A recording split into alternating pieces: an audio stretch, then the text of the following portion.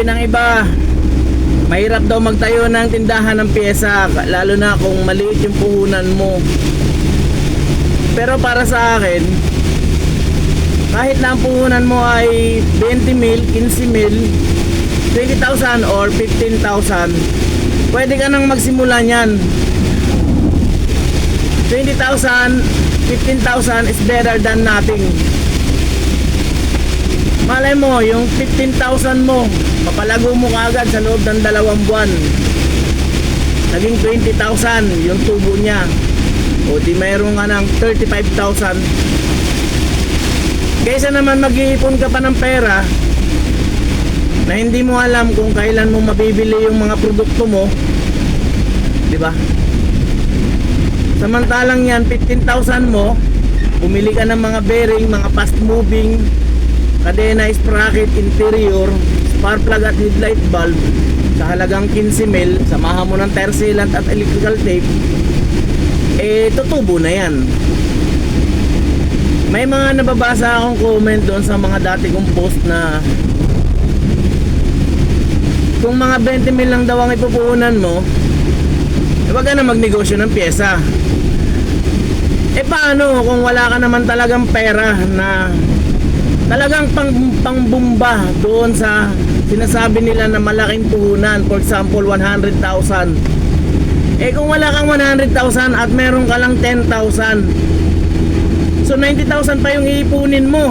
Minsan ang hirap na ang ipunin yung 15,000, 10,000, ang hirap na ang ipunin sa panahon ngayon.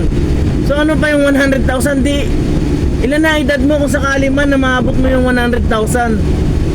Kaya yung mga nagsasabi niyan, totoo, yung mga may mga magulang na may kaya, na isang hingi lang nila, ma, pengi ako ng pampuhunan, pa, pengin pampuhunan.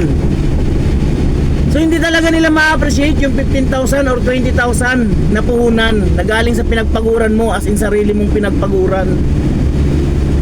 Kaya huwag kayo maniniwala, sinasabi nila na 10,000 na puhunan pang negosyo ng pyesa dahil mekaniko ka. Huwag kayo maniniwala doon, bogus yun.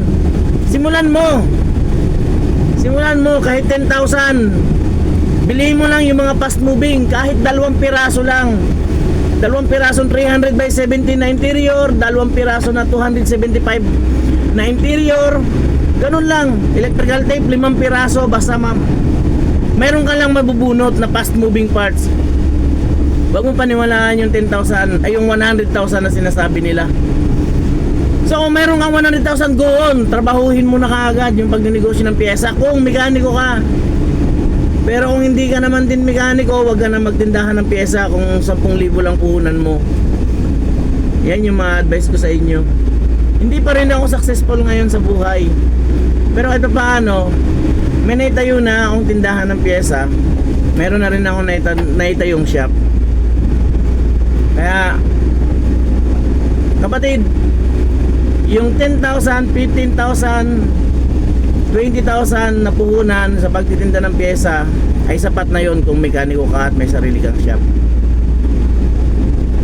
Kita-kita tayo ulit.